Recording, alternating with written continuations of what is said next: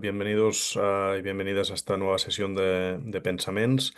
Hoy tenemos nuestra cita anual con la presentación del estudio que hacemos sobre la situación de las tasas de residuos en España, en su edición, en este caso, de 2025. Voy a pasar a compartir mi pantalla para proceder a la presentación.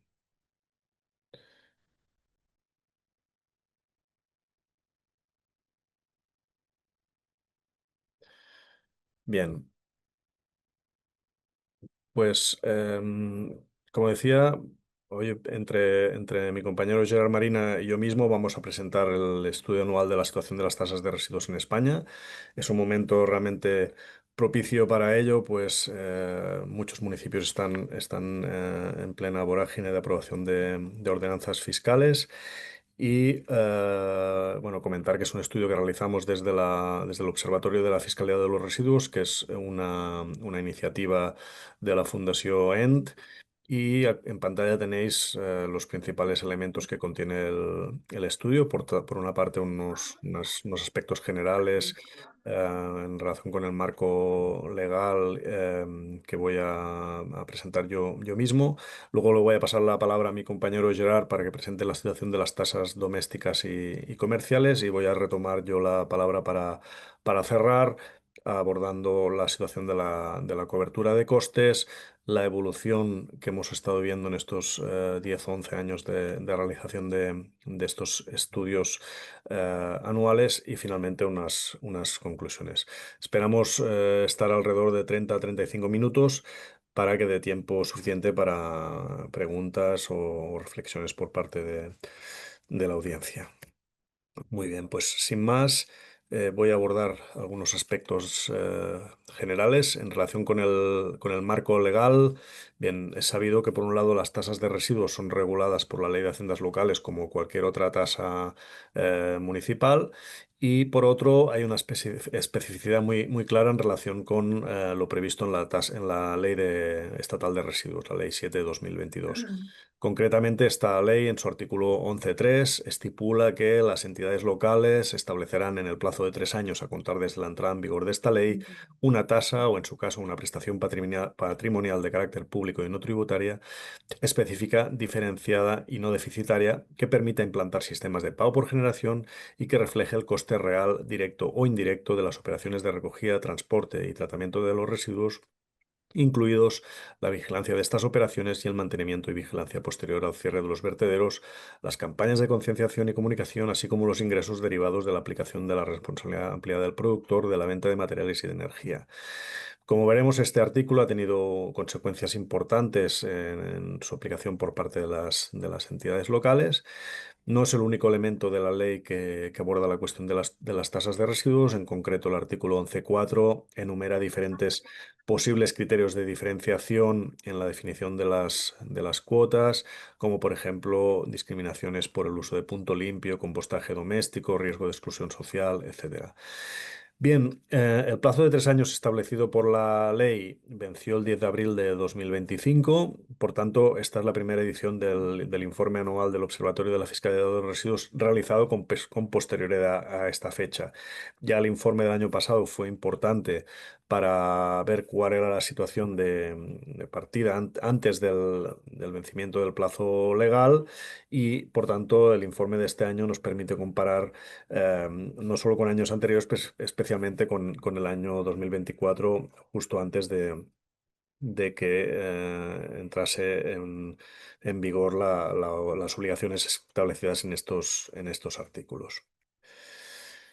¿Cómo hacemos este estudio? Claro, en España hay más de 8.000 municipios, sería impracticable recabar las ordenanzas de todos ellos. Por tanto, lo que hacemos es obtener una muestra, es un panel, siempre son los mismos municipios, de 131 municipios, y obtenemos sus ordenanzas fiscales. En concreto, los dividimos en 5 tramos de población en función del número de habitantes, desde municipios muy pequeños por debajo de 1.000 habitantes a subsiguientes estratos, a llegar al estrato de municipios de más de 50.000 habitantes, donde están prácticamente todas las capitales de provincia. Lo que hacemos es caracterizar de forma sistemática los aspectos cualitativos de las ordenanzas, si existen, cuál es la base imponible, quién las aprueba y recauda, etcétera.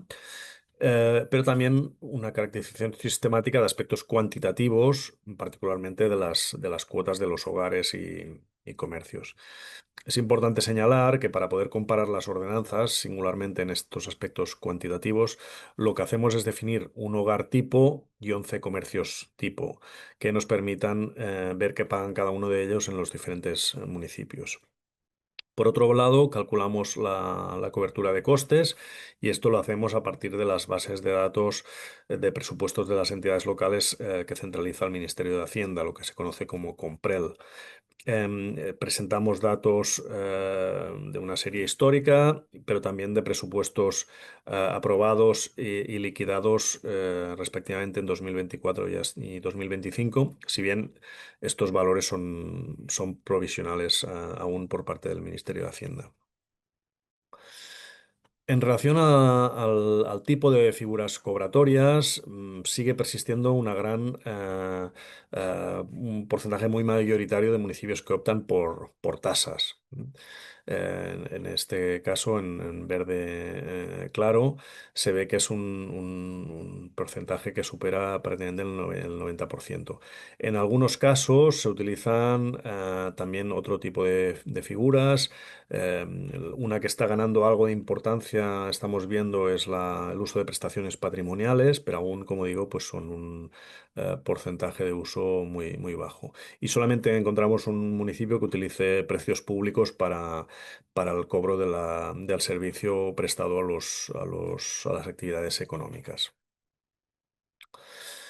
Por su parte, también vemos que en relación al tipo de gestión, la mayoría de tasas son municipales, es decir, las aprueban los propios municipios.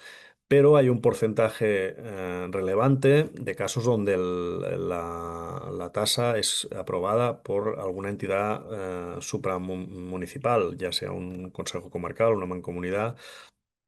Esto se observa sobre todo en municipios pequeños donde hay menos capacidad técnica de los municipios y en estos casos se observa, pues como veis, un porcentaje en azul mucho mayor de municipios, mejor dicho, sí, de municipios en cuyo caso no aprueban directamente las ordenanzas, sino que las aprueba la respectiva mancomunidad o consejo comarcal donde están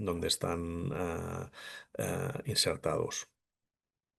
En algunos casos, la tasa de recogida es municipal y la de tratamiento es mancomunada. El caso más que afecta a un mayor número de municipios y de poblaciones es el caso del área metropolitana de Barcelona, donde la tasa de recogida es cobrada por los municipios y la tasa de tratamiento por el área metropolitana. Le paso la palabra a mi compañero Gerard para que aborde la cuestión de las tasas domésticas y comerciales. Bueno, vamos a ver los datos respectivos a las tasas domésticas. En esta primera figura podemos ver los criterios que se utilizan en los municipios de la muestra para la diferenciación de las cuotas domésticas.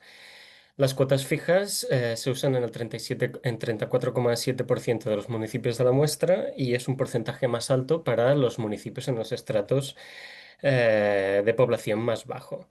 Para los estratos con una población más alta se encuentra más heterogeneidad en estos criterios y principalmente se observan la localización, la superficie, el consumo de agua para aplicar estas tasas. De entre los criterios presentados, cabe destacar que hay una escasez de criterios que usen la variable de generación de residuos como la diferenciación para aplicar las tasas. En la siguiente figura podemos ver los beneficios fiscales aplicados para los municipios de la muestra. En esta figura se muestra la proporción de los beneficios fiscales aplicados y se pueden observar que los principales son de índole más, digamos, económica o social. siendo la renta, los pensionistas, criterios sociales diversos o las familias numerosas los principales beneficios fiscales que encontramos. Por otra parte, los beneficios fiscales de carácter ambiental, que digamos pueden ser una herramienta interesante para incentivar los cambios de hábitos para la generación de residuos de los domicilios, aparecen en un porcentaje mucho menor de lo que están los de criterios sociales. Solo el 19,1% de los municipios de la muestra aplican este tipo de beneficios fiscales. En este gráfico podemos ver la proporción de municipios que aplican los principales beneficios fiscales ambientales que hemos encontrado, siendo los principales el compostaje casero, el uso del punto limpio o la adhesión a programas de separación de fracciones, como podrían ser algunas de las experiencias vistas en los municipios baleares con la inspección técnica de residuos. Luego tenemos esta figura que representa los valores medios de la cuota doméstica en cada estrato de población. Cabe destacar que en el estrato con menos población, en el G1, encontramos una cuota bastante más baja en comparación con los otros estratos. También es importante remarcar que hay una falta de economía de escala, pues en los municipios con más población, en el G5, no encontramos una bajada marcada de estas tasas. Todo lo contrario, es el estrato que presenta una media más alta. Luego, para la media ponderada que hemos utilizado, encontramos que aproximadamente los hogares españoles pagan un 116 euros en concepto de tasa de residuos. Finalmente, para los domicilios, en esta figura se muestra la variabilidad de las tasas domésticas en la muestra. Existe una variabilidad de por lo menos 150 euros en todos los estratos y podemos ver que la heterogeneidad entre las cuotas domésticas se puede atribuir una variabilidad alta en los costes. No se puede atribuir una variabilidad alta en los costes, sino a criterios diferentes a la hora de diseñar las tasas.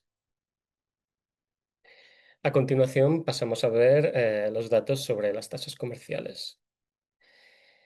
En esta figura se representan los criterios de diferenciación de las categorías comerciales. A diferencia de las categorías domésticas, las cuotas fijas presentan un porcentaje marginal respecto a todos los otros criterios de diferenciación. Podemos ver cómo la tipología de actividad y la superficie son los principales, sin lugar a dudas, de criterios de diferenciación de los comercios. Y normalmente estos dos se usan conjuntamente. Otros criterios a destacar son la localización del inmueble y el número de trabajadores. Otra vez, es importante remarcar que hay una ausencia de criterios de diferenciación basados explícitamente en la tipología y diferenciación de los residuos generados de forma individual por el comercio.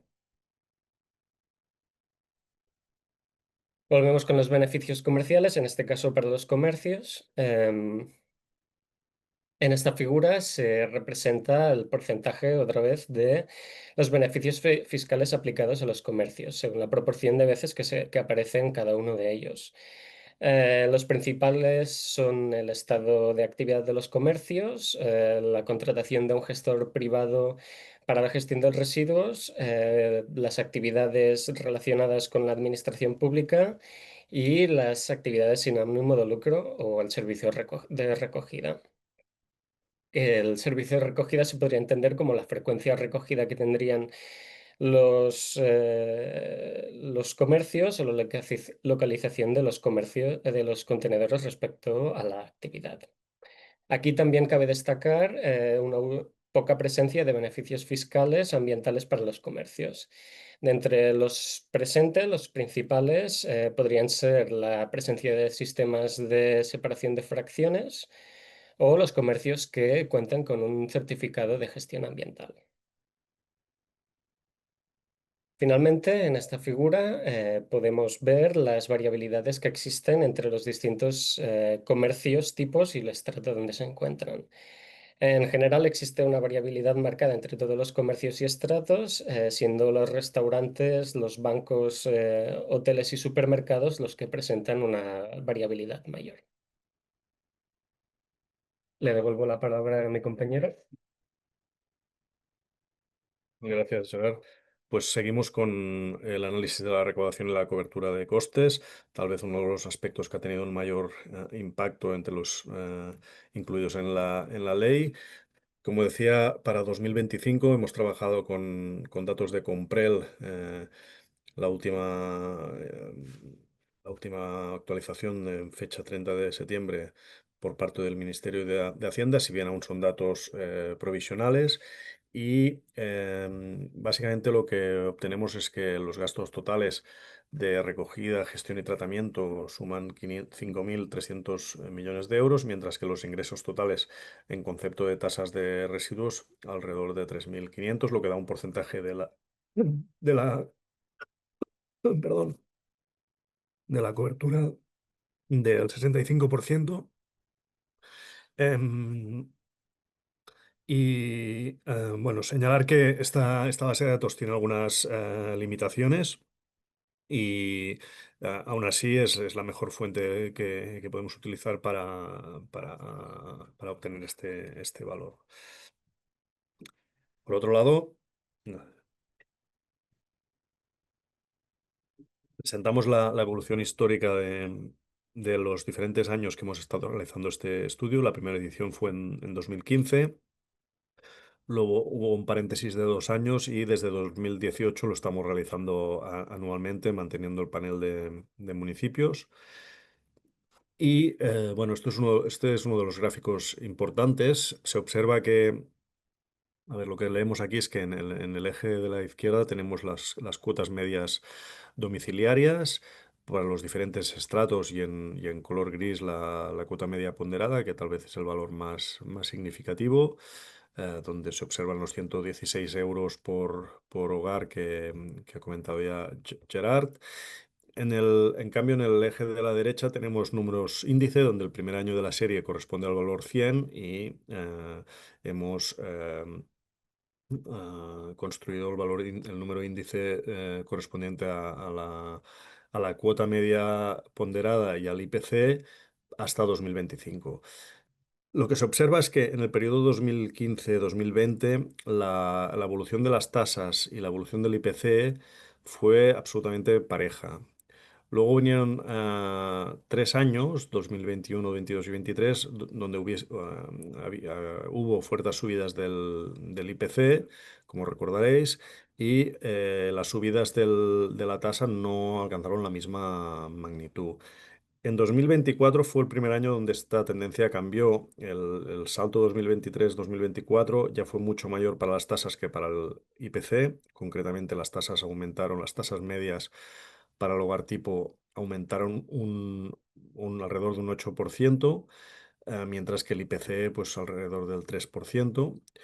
Y realmente el cambio más ostensible ha sido en 2025. Como podéis observar, la diferencia entre 2025 y 2024 para las tasas medias ha sido de alrededor del 16%, frente a un IPC que no alcanza el 3%, ¿no? Por tanto, en este caso, la subida de las tasas medias ha sido muy, muy por encima del IPC a un nivel nunca visto anteriormente. Esto claramente es una reacción a la obligatoriedad incluida en la Ley 722 en relación a la cobertura de costes. Similares subidas se han dado en los últimos 2 años para los comercios. Aquí vemos los 11 comercios tipo, algunos de ellos desde 2015, otros fueron incluidos en la serie con posterioridad. Y vemos cómo también en los 2 últimos años se observa un cambio ostensible en las pendientes, sobre todo en caso de hoteles y supermercados, pero también en el resto de casos. Y como decía, tal vez el impacto mayor observado ha sido en relación con la cobertura de costes. Al final todo es consistente. Estas subidas en las cuotas medias se reflejan en un aumento en la cobertura de costes. Pero así como el año pasado el aumento de tasas eh, fue ya importante, no se observó en la cobertura de costes porque las subidas de costes también fueron importantes, por tanto el porcentaje de cobertura no se vio prácticamente afectado. De hecho, veníamos de una situación en 2023 donde la cobertura de costes tuvo una fuerte caída que nosotros atribuimos sobre todo a la entrada en vigor del impuesto estatal sobre el vertido y la incineración de residuos, que en muchos casos no estaba ni previsto en los presupuestos, pero que fue una subida importante de los costes para los municipios, ¿no? Cambio, aquí lo que se destaca es la gran subida en la cobertura de costes de 2025, de prácticamente 12 puntos porcentuales, ¿no? Respecto del año pasado. Aquí la subida de costes sí se ha visto que ha tenido un impacto en la cobertura, ¿no? Si bien hay que decir que seguimos muy lejos del 100% de cobertura que exige la ley. Otra tendencia que observamos es que se da una mayor importancia a los informes técnicos económicos. Los informes técnicos económicos, como sabéis, deben acompañar la aprobación de las ordenanzas fiscales, es un requisito indispensable, y puesto que su debilidad pasada ha sido un motivo de fuerte litigiosidad, pues están adquiriendo una mayor importancia. Ya son pocos los ayuntamientos, como pasaba en el pasado, que se atreven a aprobar una ordenanza sin estos informes o con esos informes con una calidad ínfima, ¿no? Se están poniendo más recursos a su elaboración. En este sentido, la nota interpretativa del Ministerio de Hacienda de 2024, con la que nosotros hemos sido muy críticos con algunos aspectos eh, que realmente son erróneos o que dificultan el avance. En el caso concreto de lo que indican sobre informes técnicos económicos, pues sí que ha sido una nota interpretativa útil en el sentido que dan algunos detalles relevantes sobre qué han de contener estos informes. En definitiva, estos informes deben justificar todas las hipótesis adoptadas para el diseño de la tasa. Por un lado, el balance económico detallado de los costes del servicio, pero por otro, todas aquellas hipótesis que se hayan adoptado para terminar definiendo lo que paga cada contribuyente del padrón fiscal, ¿no? En el caso concreto de los sistemas de pago por generación, para poder articular, lógicamente, la parte variable de la tasa, se precisa una estimación efectiva de los residuos generados por parte de cada usuario y, por tanto, el IT debe contener una estimación detallada de la generación de los residuos. Y finalmente, la última diapositiva a modo de conclusión. Se sigue observando una gran heterogeneidad en la configuración de las tasas de residuos, tanto en la dimensión cualitativa sobre las variables utilizadas, los criterios de diferenciación, etcétera, como en las propias cuotas. Es posible que la obligación de la plena cobertura de costes implique una convergencia en esta heterogeneidad tan grande que persiste, pero por el momento no se está prácticamente observando. Aún es muy generalizada la ausencia de criterios ambientales y, por tanto, bueno, esto indica claramente por dónde hay que avanzar si es que las tasas se desea que, además de la recaudación, contribuyan a mejorar el sistema de gestión de residuos como sería deseable. Los sistemas de pago por generación en España, a diferencia de otros países más avanzados en materia de gestión de residuos, son poco habituales. Estimamos que poco más del 1% de municipios españoles tiene sistemas de pago por generación y lo que sería más fácil de avanzar, los beneficios fiscales también, como hemos visto, apenas el 19% de municipios utiliza los de carácter ambiental. Como ya hemos dicho, la subida de 2025 de las cuotas domiciliarias para el hogar tipo ha sido muy superior al IPC. No cabía esperar otra cosa. Si bien, como hemos dicho también, la cobertura global estimada ha subido precisamente en consonancia con este incremento, pero queda muy lejos del 100% exigido. En todo caso, nos parece que ha sido el principal impacto que ha tenido la ley 722, aumentar la cobertura en el sentido que se prescribía. No así el impulso, por lo menos hasta ahora, de los sistemas de pago por generación. Lo que también hemos observado es que muchas entidades locales han dejado perder un tiempo esencial para dar cumplimiento a estas exigencias legales. Eh, Realmente el plazo de 3 años era un plazo máximo, no había necesariamente que dejarlo transcurrir y aún así, pues un número importante de estas entidades locales sigue sin cumplir los objetivos establecidos. A la vista está que el grado de cobertura sigue siendo muy lejano al 100%. Por nuestra parte, esto es todo. Solamente comentar que el informe completo, al finalizar esta exposición, estará disponible en la página web del Observatorio de la Fiscalidad de los Residuos, conjuntamente con otros recursos, y que estará disponible para que se lo pueda descargar quien lo desee. Por nuestra parte, esto es todo. Dejamos de compartir pantalla y abrimos la palabra para quien desee hacer alguna intervención. Gracias. Hola, buenos días. Hola. Eh, Hola, no sé si... sí, estoy en abierto. Buenos días, Ignasi. Un placer. Soy Gema Patán de la Universidad de Castilla-La Mancha. Un placer escucharos bueno, en principio, enhorabuena por el trabajo serio y riguroso y sobre todo por estos 10 años bueno, pues de este buen hacer y de ofrecernos estos datos actualizados que manejáis y que sois la entidad de referencia para todos los que hacemos el seguimiento de estas cuestiones, ¿no? Bien, así que nada, enhorabuena Ignasi bueno, y a Gerard también porque sé que comparte la coautoría del informe en esta ocasión. A ver, solo quería preguntaros, a ver si tenéis o habéis manejado los datos, porque como bien has dicho, bueno, pues ha habido un salto cualitativo en cuanto a que yo creo que es de aplaudir o no, en materia de cobertura de costes, lo que se ha trasladado a la cuantificación en las tasas, pero no sé si tenéis algún dato acerca de qué nivel que ha tenido el impacto de la cuantificación por la elevación de los costes del impuesto sobre depósito de residuos en la cobertura. Es decir, no sé si esto es muy complejo, tal vez cuantificar, pero si tenéis a lo mejor algún dato acerca de si se ha trasladado por completo esos costes que se han aumentado por el incremento, bueno, por el establecimiento del impuesto sobre depósito de residuos en la cuantificación de la tasa, ¿no?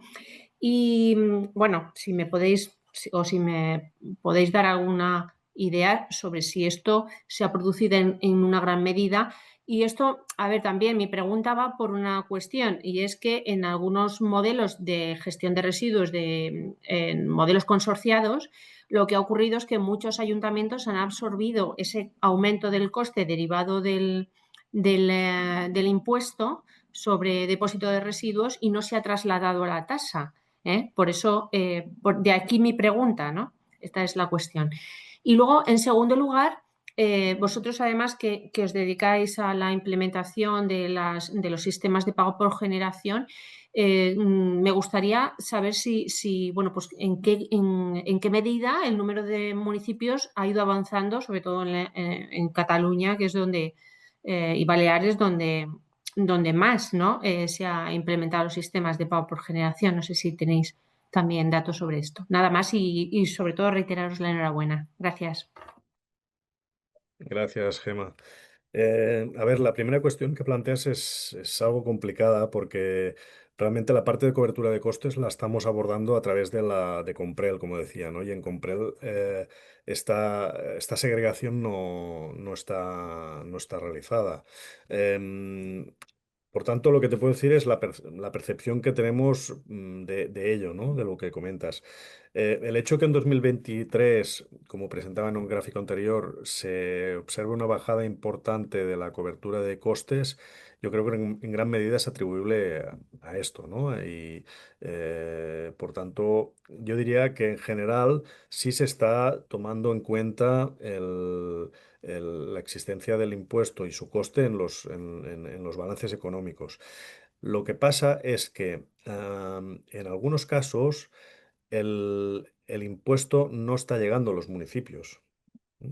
Esto lo analizamos con detalle en un informe que es público, que hicimos hace tal vez medio año para el Ministerio de Transición Ecológica, que analiza específicamente la aplicación en 2023, en el primer año de aplicación del impuesto. Allí se presentan estimaciones de recaudación, estimaciones de recaudación correspondiente a residuos municipales. Y una de las críticas o de las observaciones que hacemos es que en algunos casos, em, por ejemplo, voy a poner dos ejemplos. En algunos casos el impuesto no llega a los municipios. Pongamos el caso de una entidad metropolitana o un consejo comarcal que es el sujeto pasivo del impuesto, pero que cobra directamente una tasa a los contribuyentes, a los hogares y a los comercios sin pasar por el municipio, ¿no? En este caso, puede ser que el impuesto esté en el balance económico del Consejo Comarcal, pero es un caso donde el incentivo no llega a los municipios. Y luego hay casos aún más curiosos donde el sujeto pasivo del impuesto es el concesionario de una planta, de un ecoparque, por ejemplo, que tiene un contrato en vigor y que el contrato no le permite repercutir el impuesto a las entidades locales titulares de la instalación. Por tanto, en este caso, seguro que el incentivo no llega ni a los municipios ni a los hogares en forma de tasa. Pero yo creo que son casos bastante singulares y en general sí que estamos observando que el impuesto se integra como un coste más en el balance, en los balances económicos. En relación con la segunda cuestión del pago por generación, estamos viendo un aumento de experiencias, sobre todo en Cataluña, en Baleares, y algún caso más disperso, pero hay una gran concentración en estas dos comunidades autónomas. ¿Hasta qué punto esto es resultado de la ley 722?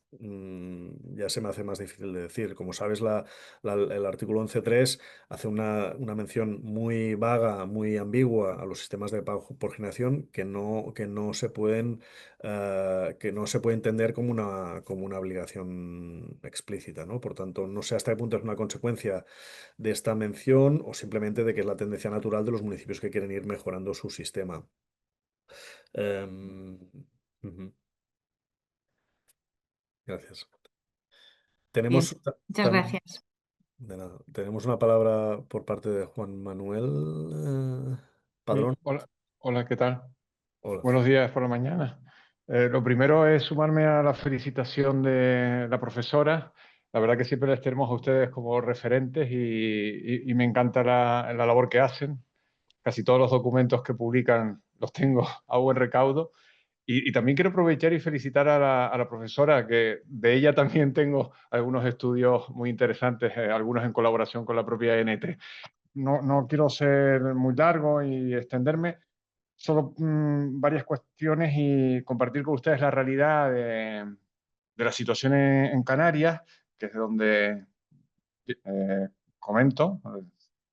Y después dos preguntas. A ver, con respecto a la heterogeneidad, coincidiendo plenamente con las conclusiones que has expuesto, Ignacio, perdona que te tutee, eh, para los que no sean canarios, para que vean la situación que vivimos aquí en Canarias, ¿no? Territorio archipelágico, cada isla con sus peculiaridades, con su realidad. Lo que es el tratamiento está insularizado en toda Canarias, por tanto son los cabildos insulares, lo que vendría a ser los consejos, las diputaciones provinciales, quienes se encargan de ese tratamiento de los residuos. Y en cuanto a la recogida, todo el abanico posible, desde los propios ayuntamientos directamente o a través de empresas concesionarias, hasta mancomunidades, hasta un consorcio en el que están las tres administraciones, el Cabildo, los ayuntamientos y la propia entidad que se encarga de ello. Y un caso en el que, la isla más pequeñita, la isla del Hierro, donde es el Cabildo quien se encarga no solo del tratamiento, sino de la recogida. Es decir, hace todo el ciclo de la gestión de los residuos y al final, si me permiten la expresión, lo que hace es pasar el cheque al ayuntamiento para que abone, ¿no? Es decir, no participan en la toma de decisiones, por supuesto que no, ni en la gestión, ni en el modelo a incorporar, ni nada de eso. Dicho esto, la realidad en Canarias es vergonzante, ¿no? Y me da un poco de pudor hacer estas preguntas, pero bueno, eh, ante esa realidad quería comentarles. El porcentaje de cobertura nos comentas que se ha incrementado considerablemente hasta un 65,5%, pero sigue sin ser el 100% que marca la ley. Ante esa realidad, y porque las consultas que nos hacen aquí a la Federación Canaria de Municipios, un día sí y otro también, van en la línea de, Juan Manuel, tengo que llegar a cumplir el 100% del coste.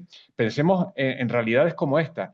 Hay municipios canarios que a día de hoy no es que no tengan una tasa con una cantidad en cuanto a la tarifa mínima. No, es que no cobran. Es decir, esos municipios tendrán que pasar del 0 al 100%, ¿no? Por concretar, el 65,5, aunque sea una media, entiendo que hay ayuntamientos que conscientemente lo que han decidido, y es la pregunta, es no llegar al 100%. No sé si han decidido de forma gradual, año a año, incrementando hasta ese objetivo último y final del 100%, a pesar de las advertencias del Ministerio, de las consecuencias que se pudieran derivar el no cumplimiento del 100%. Y si es así, me congratula sabiendo que el objetivo final del cambio de cultura y de conciencia que tenemos que adquirir todos los ciudadanos para llegar a ese objetivo final del cumplimiento de los objetivos que marca Europa, pues se retrasará, ¿no? Pero bueno, será, entre comillas, más sencillo para estos ayuntamientos, sobre todo para los que nunca han cobrado la tasa, que es duro decirlo, pero es así, el poder ir poco a poco ajustándose a lo que marca la ley. Y ya la segunda pregunta, y ya con esto termino. Con respecto a los criterios ambientales, que comentas que efectivamente no se están aplicando, no se están utilizando con la cantidad o el porcentaje que yo debiera. Tengo una duda, ustedes que conocerán muchísimas tasas y ordenanzas municipales, entiendo que siguiendo el ejemplo y la recomendación del propio Ministerio en ese documento que comentabas antes de clarificación y que hicieron junto a la FEN y al Ministerio del MITECO, de Transición Ecológica, ¿te acuerdas o se acuerdan todos que establecía, y eso era una tranquilidad para los ayuntamientos, diferentes estadios dependiendo de la realidad de cada municipio? Que nosotros aquí desde la Federación Canaria de Municipios planteamos al ayuntamiento, no te vayas hacia el tercer estadio, el de avanzado, ni al intermedio, porque desgraciadamente tu realidad es que estás en el elemental, ¿no? En el básico, con una cuota única, y eso sí, lo comentabas tú, incorporar pequeños guiños a ese cambio cultural del pago por generación, como era el depósito en puntos limpios o el participar en programas de recogida selectiva por ejemplo, de la materia orgánica. Bueno, en ese caso, yo ayuntamiento que todavía no he puesto en marcha un programa, por ejemplo, de compostaje doméstico, pero tengo esa intención, ¿lo puedo incorporar como criterio de bonificación en la tasa, perdón, en la ordenanza, aunque no lo aplique este primer año, pero ya voy sentando en mis documentos y, por tanto, en mi normativa municipal el cambio que quiero experimentar con el paso de los años? Nada más, y perdonen por la dilación.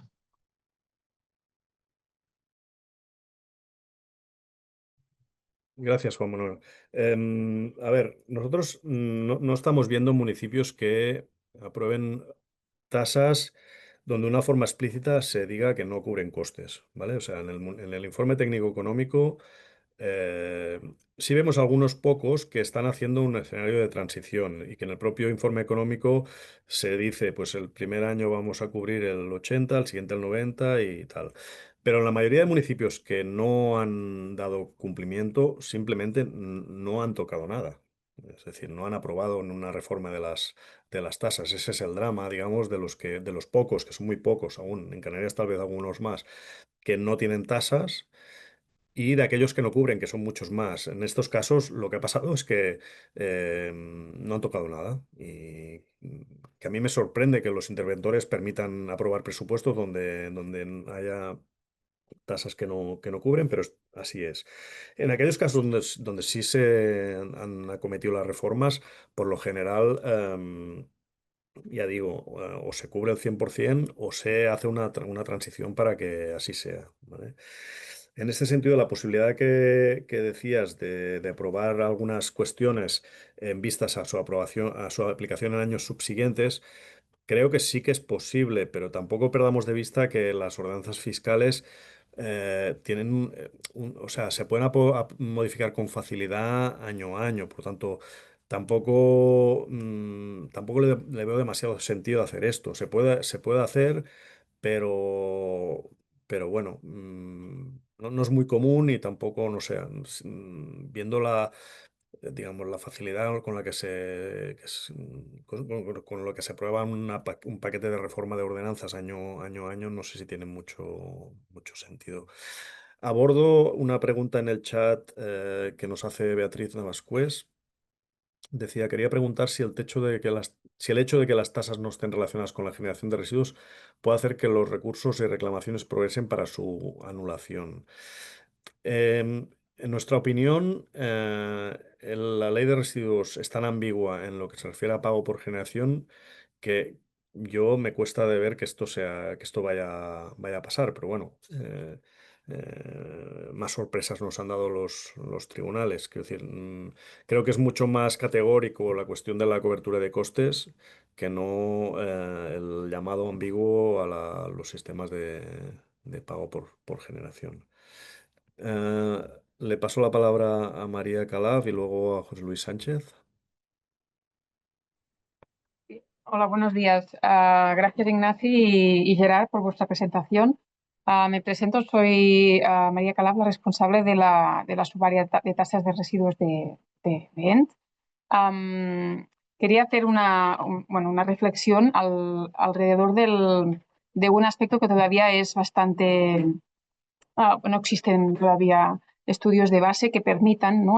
Cuando realizamos nosotros estudios en relación a las tasas de residuos, de qué porcentaje debería cubrirse por los comercios, es decir, qué división debería haber entre la recaudación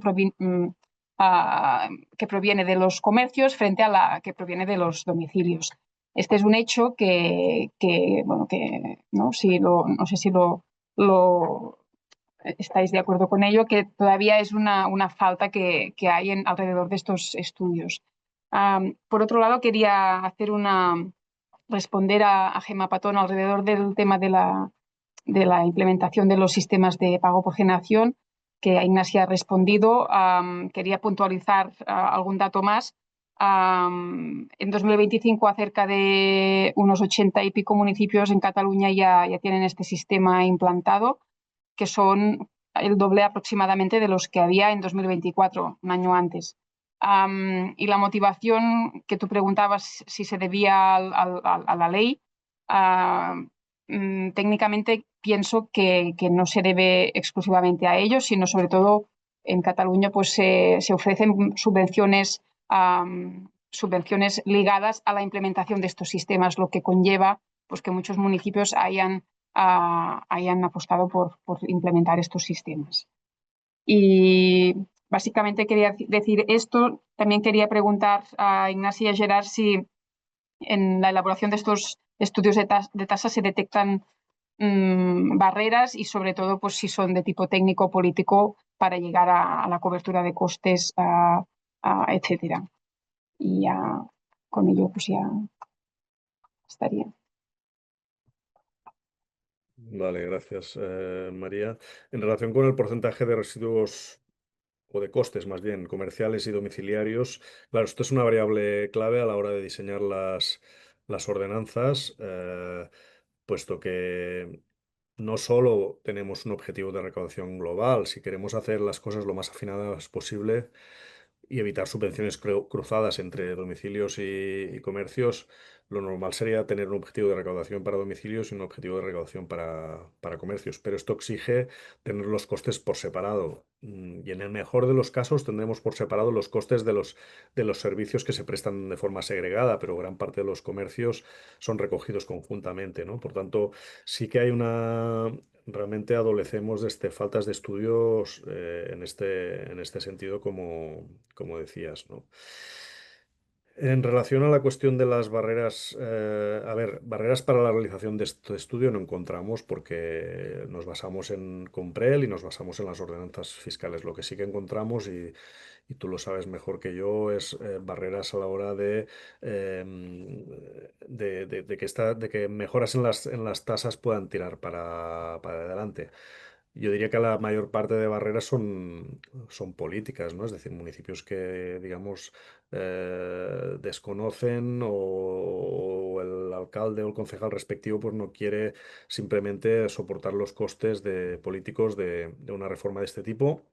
Si bien justamente la ley pretendía sacar del debate municipal justamente el tema de la cobertura de costes, ¿no? A nivel técnico también hay barreras. Tú apuntabas pues la dificultad esta, por ejemplo, de falta de datos, a lo mejor de ciertos costes.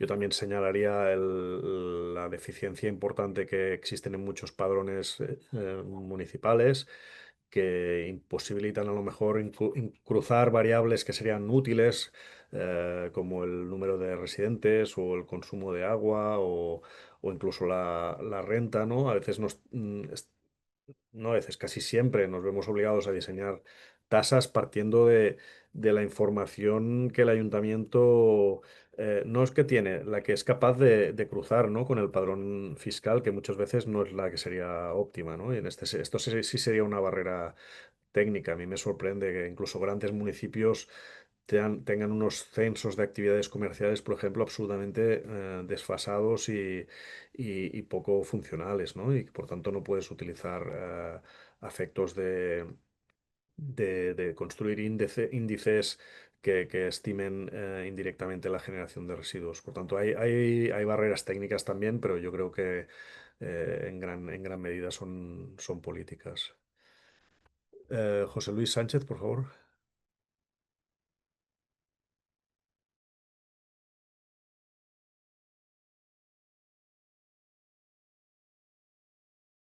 José Luis, está silenciado.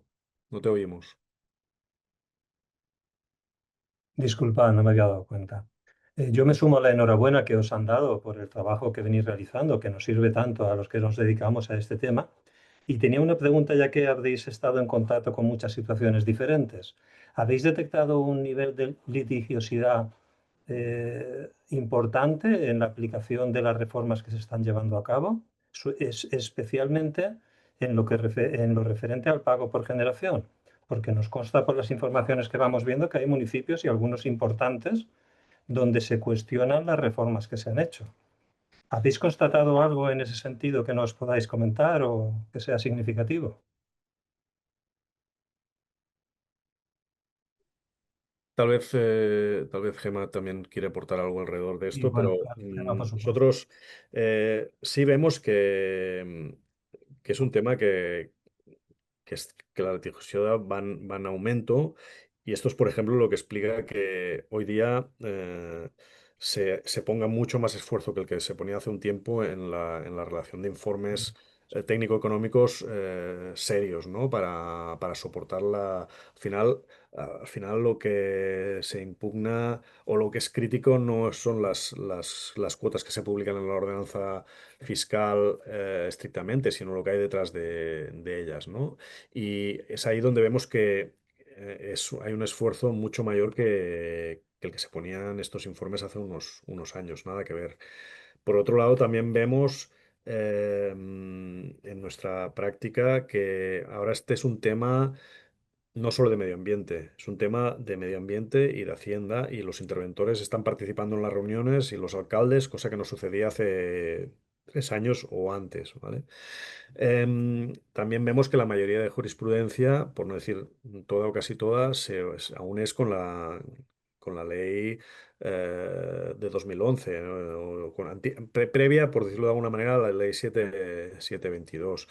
Eh, es difícil prever qué va a pasar. Sí sabemos que hay, no sé, algunos ayuntamientos que hemos asesorado que han tenido litigio, sí, contenciosos con algún contribuyente que está en desacuerdo con sus tarifas, pero cómo cabe esto es difícil de decir. A nosotros nos gusta, sabiendo que el pago por generación aún es una realidad lejana para muchos municipios, porque el pago por generación tiene un prerequisito que es sistemas individualizados de recogida, y lamentablemente esto aún es un porcentaje pequeño de municipios en España que lo tienen, ¿no? Estamos hablando de puerta a puerta y de contenedores con identificación de usuario. Em, ¿Qué quería decir? Bueno, se me ha ido. Bueno, en definitiva, que siendo aún lejano, sí, lo que quiero decir es que siendo aún lejano el establecimiento de pago por generación, por tanto que estamos condenados en muchos municipios a seguir utilizando índices, ¿no? Es decir, categorías comerciales, variables que definen la cuota a partir de parámetros que más o menos correlacionan con la generación de residuos. En estos casos, pues creemos esto, que el informe técnico económico debe justificar lo máximo posible la utilización de estos criterios. Y además también, sobre todo en el caso comercial, nos gusta sugerirle a los ayuntamientos que incluyan unas disposiciones tales como la que permite que si un comercio hace una auditoría por una tercera parte que le indique los kilos generados, pues pueda salirse de las categorías asignadas y pagar por kilo. Esto obviamente tiene que tener una validación, pero por parte del ayuntamiento, pero esto desactiva algunas críticas, ¿no? Si alguien no está, porque cuando utilizas índices siempre hay alguien que se ve perjudicado y que es injusta la asignación que le haces de la tasa. En estos casos, si el ayuntamiento abre la puerta a decir, bueno, pues preséntame una auditoría donde me indices los kilos que generas, yo te voy a cobrar por kilo, que ya es una forma de pago por generación, ¿no? Pero Ah, bueno, ya digo, sí vemos que es un ámbito pues polémico y litiginoso, ¿no? Muchas gracias. Miquel Pérez. Sí, hola, hola, hola, buenos días. Os ya hablo desde Aporta, desde la empresa Aporta. Felicitaros en primer lugar y daros las gracias por el estudio y por su difusión pública. Desde Aporta nos dedicamos a ofrecer herramientas, principalmente a la administración pública, para el cálculo de tasas y la aplicación de ordenanzas fiscales. Nos preguntábamos si habíais detectado en vuestros análisis un modelo típico o una tendencia a una ordenanza fiscal con una tasa típica, ya sea porque está promovida desde organismos supramunicipales o ya sea a veces de un copy-pego sencillamente de ordenanzas fiscales de un lado para otro. Vale, gracias. A ver, claro, en Cataluña y sobre todo en la provincia de Barcelona tiene mucha influencia el organismo de gestión tributaria de la Diputación de Barcelona, que gestiona más de 200 municipios, y por tanto las plantillas tanto de tasa como de informe técnico económico que la Diputación de Barcelona promueve, claro, son de uso muy, muy común. Por tanto, yo diría que este es un ejemplo de lo que decías, ¿no? De un caso de ordenanzas muy miméticas, aunque la Diputación permite que los ayuntamientos las adapten o incluso utilicen enteramente ideas o textos diferentes si encajan luego con su plataforma de cobro, pero el hecho es que las plantillas que la Diputación impulsa son con diferencia pues el caso más de ordenanza más común que existe en Cataluña, particularmente en la provincia. En otras regiones de España, pues desconozco si existen casuísticas. Existen casuísticas similares, lo que desconozco, digamos, si también pues implican plantillas comunes y tal, ¿no? Muchísimas gracias. ¿Alguna intervención adicional?